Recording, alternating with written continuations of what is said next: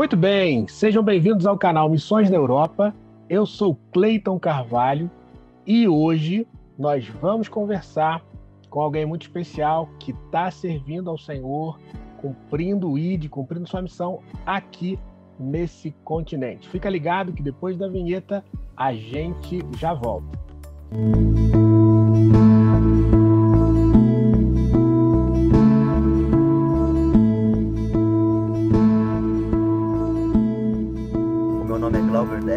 Eu sou um missionário evangélico aqui na Europa e eu amo discutir missões e como está o cristianismo nesse continente. Rafael Medeiros Augusto, o apóstolo Rafael Augusto. Seja muito bem-vindo ao canal Missões na Europa. Eu já falei seu nome, mas eu gostaria que você se apresentasse aí de maneira mais formal, falando de onde você veio, né? O pessoal vai escutar o seu sotaque, você falando. Queria que você falasse de onde você veio e onde você está para a gente começar essa nossa entrevista. Obrigado, Cleiton. Deus te abençoe, querido. É um prazer estar contigo.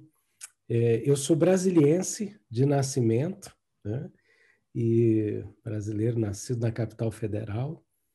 E hoje, atualmente, eu me encontro numa cidade francesa chamada Saint-Julien, que faz fronteira com Genebra, na Suíça. E a minha vida ministerial se desenrola na Suíça atualmente. Que legal, Rafael. E você, há quanto tempo que você já está no ministério, nessa região? Desde quando que você está aí? Bom, eu sou pastor há mais de 26 anos, fui reconhecido e ungido apóstolo há mais ou menos 10 anos. E eu tenho uma história com a Suíça, que vai lá por 1996, eu estive aqui a primeira vez para conhecer, né, porque um colega tinha estado aqui e tido uma visão de Deus, na qual ele me via aqui. E eu falei, olha, eu não quero criar uma expectativa que não seja de Deus. Eu fui orar e Deus foi se revelando para mim nesse sentido, né? E aí, em 97, eu vim morar na Suíça. Morei de março de 97 até dezembro, 28 de dezembro de 99, quando eu plantei igrejas na Suíça. Depois voltei para o Brasil e, atualmente, em cumprimento a uma profecia que Deus me deu, que eu acho que ninguém gosta de ouvir uma palavra profética para muito tempo depois, a gente quer tudo na hora, né? Mas eu tinha recebido uma palavra que eu voltaria 20 anos depois, e exatamente no dia 1º de março de 2017, 20 anos depois da primeira vez que eu vim morar aqui, eu voltei para cá e estou aqui já há quase 4 anos, né, servindo ao Senhor aqui nessa região. Que legal. E, Rafael, você está aí sozinho? Você está com a família? Eu sou casado, estou aqui com a minha esposa Glaucia, com a nossa filhinha que tem 7 anos, a Valentina, né? Estamos aqui juntos nessa batalha. Legal. Então eu vou mostrar para o pessoal aqui rapidamente o mapa da região, porque você estava falando, você serve, né, ministerialmente na Suíça, mas mora na França. Essa é uma realidade de muitas pessoas, na verdade, que trabalham aí na Suíça, né, e moram na França por diversas questões, mas vivem nessa região fronteiriça. Eu quero compartilhar com o pessoal aqui a tela, para que você possa falar um pouquinho aqui sobre essa região. Então aqui está Genebra e a sua cidade, ela fica bem na pontinha aí. Abre mais um pouquinho aí. Saint-Genix-Poli. Não. Saint-Julien em Genova. En Genevois. Isso aí. Você pode perceber que tem aqui o desenho de Genebra, né? Os limites de Genebra. Sim. E ao redor de Genebra existem essas 5 ou 6 cidades francesas, da qual Saint-Genix-Poli e outras aí, né, fazem parte. E Saint-Julien é uma delas, né? Annemasse é uma delas, Gaillard, né? E como eu tenho dupla nacionalidade, então para mim foi uma estratégia momentânea me estabelecer na França, e trabalhar na Suíça, né? Legal. Tá O aqui o meu lago. estacionamento é França, né? O meu estacionamento é França. O Gramado é Suíça. Que legal, né? Morar entre dois países. Tá aqui o lago, É, né? Conhecido, um dos lagos mais conhecidos aqui da Suíça. Muito isso, Lago bonito. Le Mans, né? Lago Lemã, muito bonito por acaso. Já estive lá. E essa é uma realidade de muitos, Rafael, por alguns motivos. Eu falei, algumas pessoas decidem isso economicamente, né? Morar ali na França, que Uhum. é relativamente mais barato, e trabalhar na Suíça, onde se ganha também relativamente mais, né? As pessoas É, que têm aí, exercem algumas profissões acabam por fazer isso. Bom, visto então onde você está, o tempo que você está, eu queria saber como é que foi esse processo, os primeiros anos que você serviu na Suíça, né? E essa profecia que você recebeu, essa palavra que se cumpriu depois. Você acabou já falando um pouco de como foi esse chamado. Mas como foi a uhum. primeira vez para a Suíça? Como é que Deus falou com você? É, eu fui curado, eu fui curado da minha infância, assim, eu venho de um lar não cristão, né? O meu testemunho de vida está muito ligado com o meu chamado, porque minha mãe era católica não praticante, meu pai buscava Deus nas religiões afro-brasileiras e tal. Mas quando eu tive 2 anos e meio de idade, eu fui acometido de febre, parada cardíaca e convulsões e fui parar no Hospital das Forças Armadas, onde foi diagnosticado meningite e um tumor no cérebro. Então eu estava desenganado e ali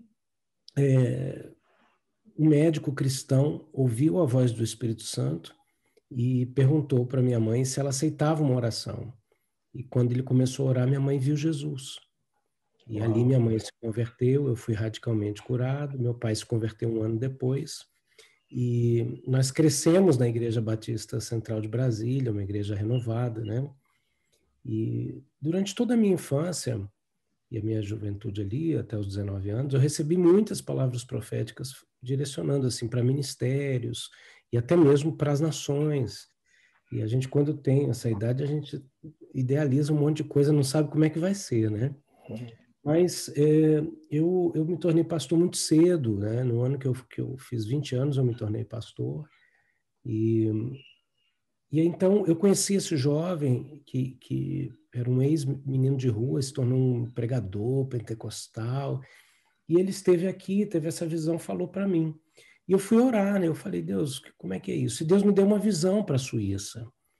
Ele me mostrou a Suíça como o coração da Europa, né? E quando a gente vai estudar, a gente vê todas as características da Suíça, principalmente a neutralidade, por aí vai, e a centralidade, né?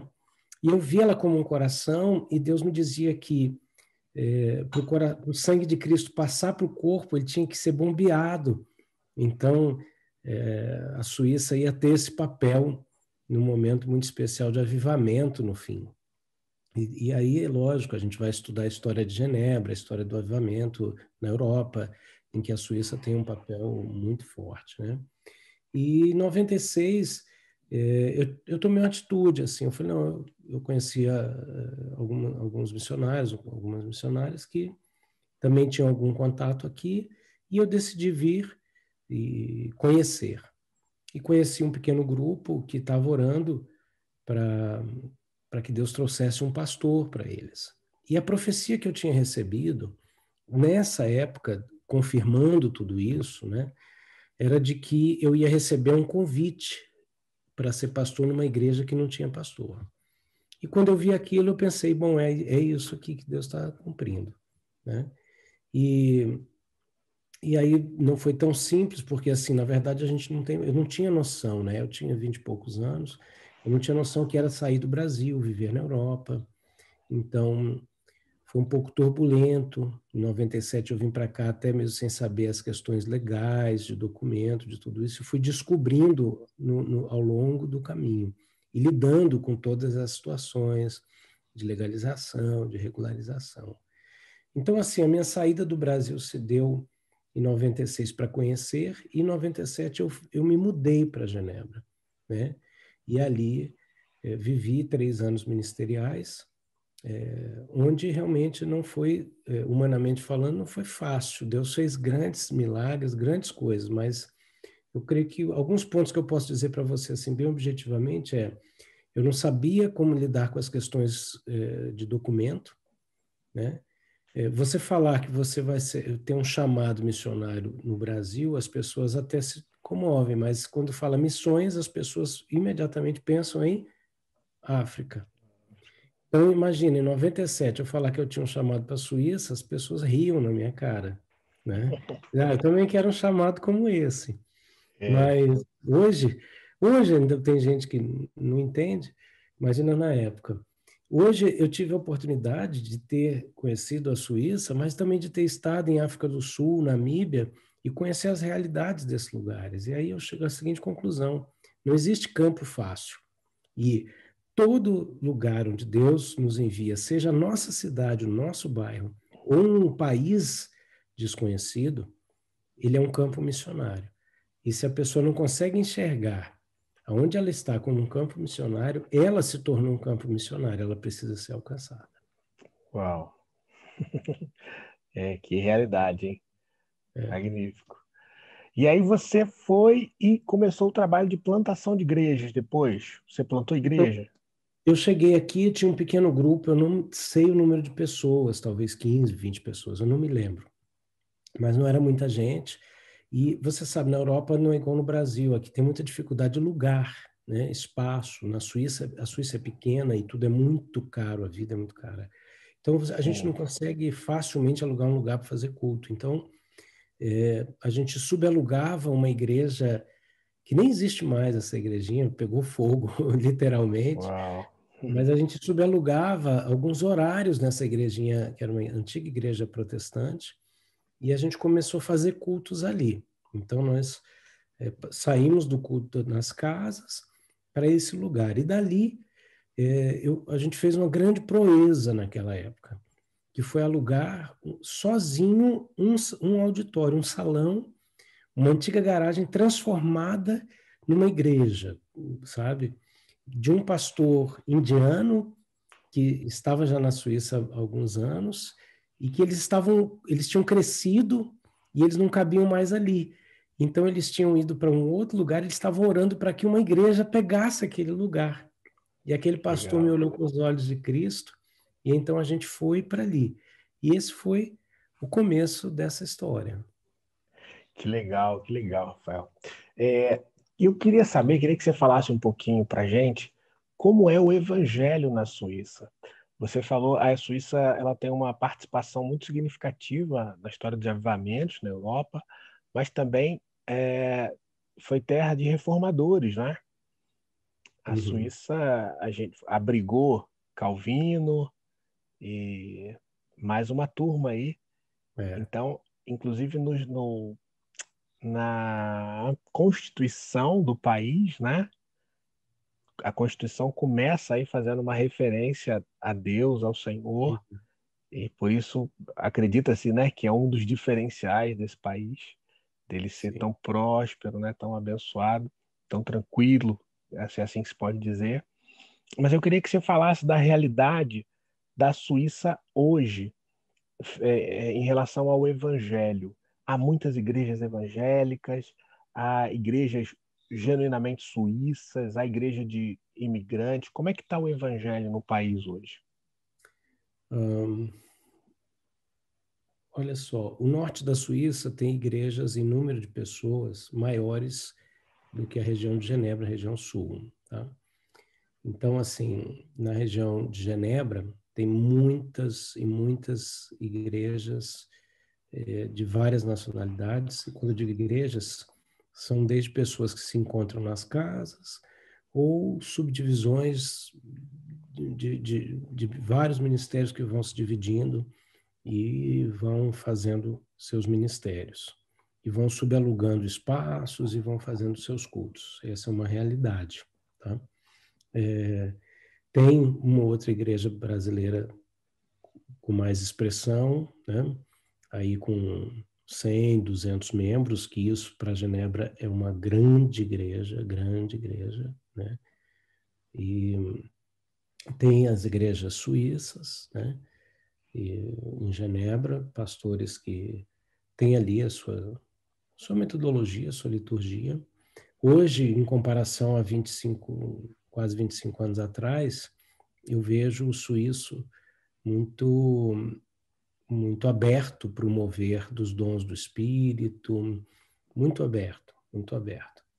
Né? Igrejas suíças onde hoje se ora em línguas, se tem liberdade de glorificar o nome do Senhor. O que há 20 e poucos anos atrás era completamente impossível.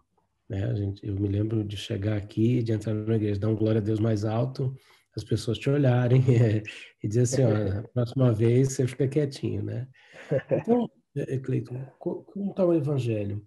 Eu não quero parecer soberbo ou outra coisa, mas eu quero, em outras palavras, eu quero dizer que nós, no Brasil, a gente tem muito o que aprender com a Europa, sim, mas a gente não pode negar que a nuvem da glória de Deus está sobre o Brasil. O Brasil está vivendo um tempo de avivamento, tirando qualquer exagero, qualquer erro, qualquer falha. O Brasil está debaixo de uma grande graça. A Suíça, ela é historicamente aquilo que a gente viu dos reformadores. Na prática, não. Tá? Na prática, não. Na prática, a gente vê sabe, um país, principalmente a região de Genebra ali, uma disputa pelo dinheiro, um espírito de mamon, um espírito de morte, uma desunião por parte de muitos pastores.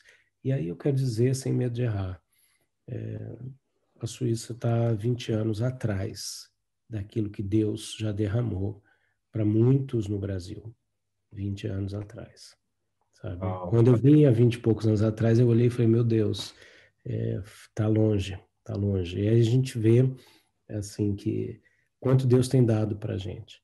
A gente tem muito que aprender com eles em muitas áreas, mas no quesito realmente mover do Espírito, liberdade nas coisas de Deus, na palavra e tudo, a gente está muito adiante. E aí é lógico, se torna difícil, se torna um choque, você tem que respeitar, você tem que não só falar a língua da pessoa, mas você tem que entender, sabe? Eu acho que é como Jesus, assim, que desceu para falar a mesma língua, para depois puxar. Então, a gente tem que ser humilde, aprender com eles aquilo que a gente não sabe, mas também mostrar, olha, você tem coisas que você não sabe, igual vocês não conhecem o nome de fruta, nem sabor de frutas tropicais do Brasil, né?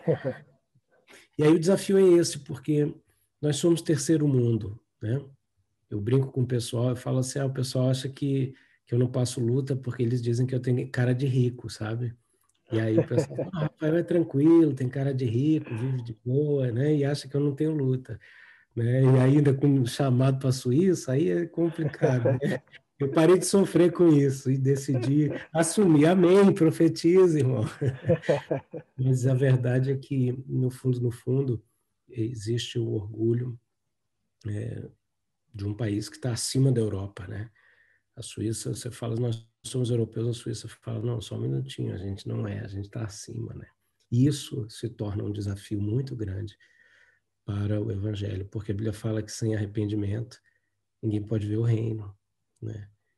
Então, o campo não é fácil, não é fácil. Rafael, a gente sempre faz uma pergunta aqui no canal Missões da Europa para o missionário que está no campo, que você já acredito que já começou a respondê-la, que é a seguinte: resumindo, a Suíça necessita de missionários hoje? Uau! A Suíça necessita de missionários. Eu acho que sim, eu acho que sim. Mas a Suíça precisa de uma classe de missionários realmente dispostos a entrar no cemitério e ressuscitar os mortos. Então, é muito importante uma gama de capacitação. Ezequiel, os Ezequiéis. Eu acho que você já ouviu, meu amigo, as pessoas falarem que a Europa é cemitério de profetas, né? Já E ouvi, já ouvi. muita gente fala isso da Espanha, de Portugal e da Suíça, né? A Suíça, eu conheço muitos que morreram na fé, sabe? E eu creio que a Suíça precisa sim, mas ela precisa de gente que realmente seja submisso e fiel a Deus, gente disposto a realmente aprender e se capacitar e continuar se capacitando no processo. Legal. Ouve-se muito falar em relação à Suíça de uma taxa de depressão e suicídio. Eu tive a oportunidade de estar na Suíça, morando na França, né, quando morava na França, e na França nós tratamos de uma suíça, uma moça de 21 anos, Rafael, com um Uhum. baita de um emprego na Suíça, um baita de um salário, uma jovem, assim, eu tenho um filho adolescente, ele costuma dizer assim, poxa, nasceu na Suíça, já zerou a vida, né? Já nasceu zerando a vida, por esse estereótipo, essa coisa que tem. E, de fato, ela tinha esses valores, porém com a alma completamente amargurada, completamente sofrida, rejeição paterna. A gente foi trabalhar a paternidade e ela sofria, essa rejeição já passou para outras coisas, sofria de bulimia, né? Se alimentava, Uhum. mas vomitava, porque nunca achava, não estava satisfeita com o corpo. E eu tive contato, então, com essa realidade da riqueza material, mas a alma sofrendo. Mas eu ouço falar sempre de suicídios e coisas ligadas aí à depressão. É real isso hoje? Como é que você sente isso aí? É real. Eu creio que são alguns fatores. Primeiro, a falta de perspectiva, né? Na Suíça, a pessoa, ela na escola, ela já vai ser direcionada por uma via baseado nas notas e um pouco no perfil que vai direcionar para um tipo de emprego e ela geralmente vai ficar naquele trabalho toda a vida. É lógico, ela pode mudar, mas para ela mudar, ela vai ter que conversar com o governo, pedir para mudar, eles vão direcionar ela para alguma área que se tiver espaço ou não, né? Porque tudo é muito amarrado, muito certinho, entendeu? A pessoa não é igual no Brasil, assim, a gente muda de estado, muda de cidade, o dia que tá afim, a gente pega o carro, o caminhão de mudança e vai embora. Na Suíça, não, por causa das documentações, entendeu? É uma coisa muito amarrada. Então, eu acho que essa falta de perspectiva, tipo, limita a pessoa. O cara que é motorista, por exemplo, aqui não tem cobrador de ônibus, né? Mas a gente brinca que, assim, o cara que no Brasil ele é o cobrador de ônibus, sei lá, de repente ele sonha que ele vai crescer um pouco mais e ser o motorista do ônibus, entendeu? Sim, sim. O cara que é o ajudante de obra, ele pensa, não, pô, um dia eu vou ser o mestre de obras, né? Ou então eu vou ter a minha empresa. O cara sonha, ele batalha, ele vai. E aqui não tem isso. Não tem muito isso, entendeu? A pessoa se condiciona a algo e vai daquele jeito, né? Então, acho que tem muito a ver isso aí, né? Entendi. E Perspectiva. por outro lado, mesmo nessa vida profissional, nessa carreira que ela é levada a ter, né? Ela não tem necessidades sociais, necessidades materiais, né? Assim, na verdade, a gente faz uma ilusão que na Suíça todo mundo é rico, que não tem pobre, né? Eu tenho um amigo, ele era adolescente aqui a primeira vez que eu morei, eu batizei ele e agora ele voltou.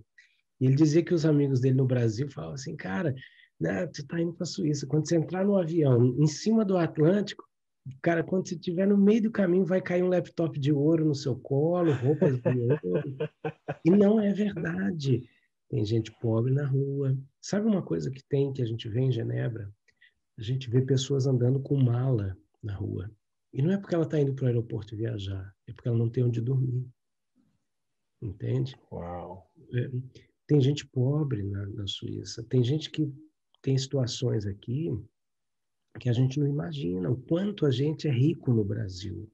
O quanto a gente tem liberdade. A gente, sabe? Tem. Então, eu penso que essa questão de estabilidade financeira, ela é boa porque quando você está dentro do sistema, sabe, e que você está engajado ali, é lógico, você vai ter moradia, você vai ter que pagar os seus impostos, então o seguro de saúde é obrigatório, não tem conversa, e você vai vai entrar naquele sistema. Então, eles vão te dar uma moradia, não vai faltar comida, porque se você não tiver dinheiro, você consegue comida, né? Então, tem um lado realmente assim de mínimo. Vamos falar assim, no pior dos casos, tem muita gente que tem um lado mínimo, né? Talvez não seja nem o caso dessa jovem que você citou, que tem um pai, uma mãe, talvez ela tenha uma vida boa, né? Mas eu creio que é essa coisa assim da pessoa não conseguir enxergar nem além, entendeu? Tem gente que nunca entra nesse sistema, né? Uhum. Porque não tem o documento necessário, porque está ilegal no país, ou porque nunca vai ter, né? Ou porque descumpriu algumas coisas e perdeu as oportunidades, então não vai ter volta. Ou gente que está preso nesse sistema e que não consegue ir além. Então, acho que é essa questão também, sabe? A pessoa acaba que ela não vai ter falta de roupa, não vai ter falta de comida, e se ela tiver realmente uma estrutura mínima, tá bom. E aí isso aí também não traz novidade de vida, né, humanamente falando. É interessante você falar isso, porque eu costumo falar isso com as pessoas. Na França, eu debatia muito isso com os franceses, o que eles valorizam muito, o liberté, é a liberdade, mas a gente que é brasileiro sabe o que é liberdade de verdade, né? E os brasileiros não têm noção disso quando chegam, acham que tem tudo na Europa e é uma realidade diferente. Agora, Rafael, eu queria saber a respeito de outras religiões, e já que você falasse também do ambiente espiritual, você falou que é um cemitério, né? Você confirmou essa questão de que costuma ser um cemitério de profetas, de missionários, a Europa é tida como, é vista assim, por quem de fato entende de missões, Uhum. entende as dificuldades, mas existem outras religiões, como é que está a manifestação religiosa na Suíça hoje? E aí queria que você já emendasse falando do ambiente espiritual, daquilo que a gente percebe no ambiente. Eu acho que no Brasil a gente vê muito mais o anúncio dessa diversidade, né? A gente tem um sincretismo bem folclórico, bem colorido no Brasil. Na Suíça existem sim a diversidade religiosa. A gente vê muitos muçulmanos, né? A Europa, estatisticamente, aí até 2032, segundo os estudiosos, vai ser muçulmana. A gente vê muito isso. A gente vê também muito misticismo, assim, a gente sabe, não se vê muito assim os espaços físicos disso, mas se vê isso na prática do dia a dia das pessoas, né? E aqui eu acho que funciona muito a questão do Wicca, né, de uma feitiçaria diferente. Existe muita questão do misticismo, do esoterismo, de uma maneira assim. Então, eu acho que essa parte de religiões vai um pouco por aí, né? O ateísmo, o humanismo é muito forte. Eu acho que isso é muito mais forte, essa mentalidade assim, é muito mais forte. E aí o peso espiritual se torna muito diferente, né? Como eu lidei muitos anos com brasileiros, né, e latinos, e na área de libertação, cura interior e batalha espiritual, então nos anos 90 ali, tinha muita manifestação realmente demoníaca de toda sorte, assim, pelos brasileiros, né, através dos brasileiros, mas também alguns europeus, e que a coisa era feia, assim, né? Depois eu tenho um entendimento assim de que essa maneira do inimigo agir mudou, ela se tornou tão entranhada na mentalidade, no jeito, que a gente não vê muito determinadas manifestações como antes. E aí o peso espiritual, ele é diferente, né? Você tem que enfrentar mentalidade, você tem que derrubar raciocínios, né? E aí a altivez se levanta muito grande. Então, tem que ter muita realmente estratégia. Eu me vejo hoje no ministério no ministério apostólico estratégico, né? Para ir realmente desconstruindo certas mentalidades agnosticista e ateísta e até mesmo a mistura de sincretismo religioso para você conseguir aí então entrar com a palavra, né? Legal. É, eu vejo muito assim, é como se o inimigo não tivesse tão revelado, né?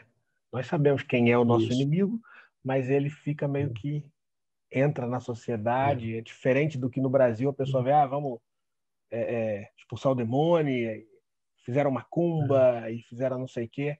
A coisa aqui é talvez mais sofisticada, né? O demônio aí sofisticou um pouco a coisa e entrou no racionalismo.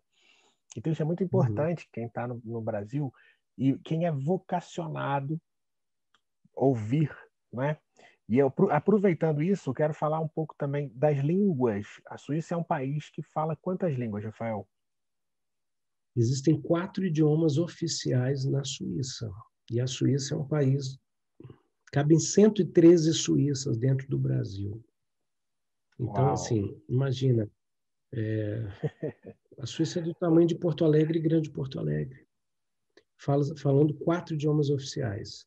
O suíço-alemão, que não é o alemão, o francês, que é diferente do francês da França, o suíço-italiano, que também é diferente um pouco da Itália, e uma língua nativa falada por pouca gente, e eu acho que eu nunca nem ouvi, que é o romanche, o romano, que é uma língua nativa, assim. Eu estou na região que fala francês, então eu brinco, eu digo que eu falo franguês, né? Legal. Então, aproveitando, o canal Missões de Europa tem uma escola de idiomas, né? Vai estar o link na descrição do vídeo. Você quer aprender o idioma que é dado por missionários, né? Uma escola que é sem fins lucrativos, mas com missionários que estão em campo, podem ajudar você a aprender o idioma, se capacitar, e você também vai estar abençoando missões. Agora, o que você diria, Rafael, para as pessoas que têm um chamado para essa região, né? Para a Suíça, para aquele que tem sentido vocacionado a se engajar no ministério? Como que essa pessoa deve se preparar? Primeiramente, ela tem que ter convicção de que Deus chamou, porque os desafios são enormes. Ela vai passar por situações que ela nunca passou no Brasil, né? E em nome do chamado, ela vai ter que estar disposta a realmente provar que está aqui, né? Eu, depois de mais de 20 anos de ministério, sem precisar me envolver com outro tipo de profissão, eu vim para cá e trabalhei do que pintou, né? O que viesse a gente estava pegando por amor ao chamado e por responsabilidade com a família. Então, no Brasil nunca precisei e aqui eu vi essa necessidade e graças à importância do chamado da minha vida, eu abracei todo o processo. Então, primeira coisa, tem que ter convicção. Segundo, é muito importante que você estude o idioma local e procure ao máximo conhecer pessoas e a mentalidade local, porque muda muito. Você sair do seu convívio de amigos, do seu país, da sua cultura para outro lugar, você vai sentir isso, né? Em algum momento, você vai sentir muito isso. E aí, o que abate muitos missionários no campo é a solidão, é a diferença de cultura, que vai desde a comida, desde a forma como as pessoas se tratam, dos horários, do clima, de tudo. Porque tudo de férias é maravilhoso, né? Mas na vida, depois no dia a dia, não. Então, digo isso. Outra coisa muito importante, a questão legal no país, sabe? Sair do Brasil para qualquer país, você tem que estar com legalidade. Eu já estive em situações de perder a documentação e não estou aqui criticando quem, qualquer que seja, que esteja numa condição assim, não é isso. Mas eu quero dizer que a gente tem autoridade quando a gente está legalmente no país. E isso é muito importante diante dos homens, diante de Deus e diante até do inimigo. Então, procure descobrir os meios pelos quais você pode sair e estar legal no país que Deus te chamou, documentadamente legal, né? E a questão financeira, né? Muitas vezes a gente se lança no chamado, eu fui assim, né? Tipo assim, a gente pula para depois ver onde a Tem gente vai paraquedas. segurar. Pelo amor, pelo afã, pela idade, por tudo, né? E a verdade é que Deus supre, sim, Deus supre. Mas você pode também se preparar para isso, né? E eu sou um cara realmente que eu vivo sobrenatural. A gente esteve junto recentemente numa reunião pelo Zoom com outros homens de Deus, completamente a manifestação do Espírito, né? Mas a gente tem que saber ativar isso pela fé e saber organizar o que Deus nos dá pela fé de maneira a preparar uma plataforma, um caminho de levantar recursos, muitas vezes que não sejam apenas as doações, né? A doação faz parte fundamental da vida missionária, porque, como diz o ditado, né? A missão é feita com os pés de quem vai, os joelhos de quem ora e as mãos de quem envia. Então, ainda existe gente que crê e investe em missões, sim. Eu sou prova disso. Agora, Deus vai te dar uma série de recursos e oportunidades para você também levantar outros meios para se manter, para que você possa ficar dedicado à tua missão. Quer seja ela 100% ministerial, porque muita gente também tem um chamado, às vezes, 50%. O cara entende que ele é missionário lá, limpando o chão, sabe? Arrumando a casa de alguém, né? E ele está fazendo missão e depois, nos outros horários, ele está lá, ministrando no culto e etc. Tem outras pessoas que, como eu, dedicaram a vida 100% nisso. Então, para mim, eu fui para o mercado de trabalho, mas eu sentia que aquilo consumia o meu tempo e a minha dedicação do que eu poderia estar produzindo. Então, eu sempre estou pedindo a Deus estratégia de meios para levantar os recursos para que eu possa dedicar o meu tempo e a minha mente e a minha vida 100% para isso. São algumas dicas para quem deseja ir ao campo missionário. Legal, Rafael. Nosso tempo está estourado já, mas eu gostaria de já oficialmente te convidar para uma próxima, a entrevista número 2, onde eu gostaria de ouvir que nossa audiência, né, no Brasil, a gente tem aí pelo YouTube cerca de 10 mil seguidores e certamente as pessoas compartilham com outras, principalmente a respeito daquele país. Olha, o pessoal, olha amiga, olha mãe, o missionário lá na Suíça. E com certeza isso vai chegar para muitas pessoas e vai edificar muita gente, encorajar muitas pessoas, né? Mas eu queria que nessa segunda entrevista, quando for possível, que você falasse especificamente do teu trabalho que você realiza hoje, né? Dessas outras ferramentas também que Deus tem te dado, né? Para abençoar pessoas, continuar no ministério, mas que podem ser também recursos, não sei, mas que você fale exatamente daquilo que você tem feito numa próxima oportunidade. Vou deixar o pessoal aí curioso, né? Na expectativa da próxima vez, e aí a gente gasta mais tempo falando sobre o teu ministério. Pode ser? Tá ótimo. Quando você quiser, só marcar. Vai ser um Cara, faz prazer. um convite assim ao vivo, né? Ou seja, na live. Bastante. E falar um pouco do sobrenatural também, Rafael, dessa experiência que nós temos vivido, né? A graça que Deus tem dado, que dentro disso vem a estratégia para fluir, se manter vivo e avivando pessoas nesse continente, né? Acho que você é a pessoa para falar disso para a gente aqui e Deus vai te usar. Muito obrigado por esse seu tempo, pelas suas palavras, pelo conhecimento um pouco desse país. Muito obrigado aí, em nome do canal Missões da Europa. Suas considerações finais. Obrigado, Cleiton, que Deus te abençoe poderosamente. Obrigado pela sua vida na minha vida, né? Através daquele encontro que a gente teve pelo WhatsApp. É muito bom. E eu quero dizer algo que Deus tem me mostrado, tem se tornado o cerne da minha vida ministerial.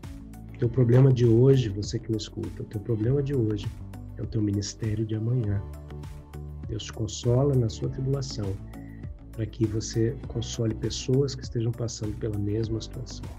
Então, se você precisa de direcionamento, olha para as lutas e para as dores que você está enfrentando nesse momento. Deus está no meio da tempestade. Deus ama andar em lugares difíceis. Deus te abençoe poderosamente. Até a próxima entrevista. Amém. Valeu.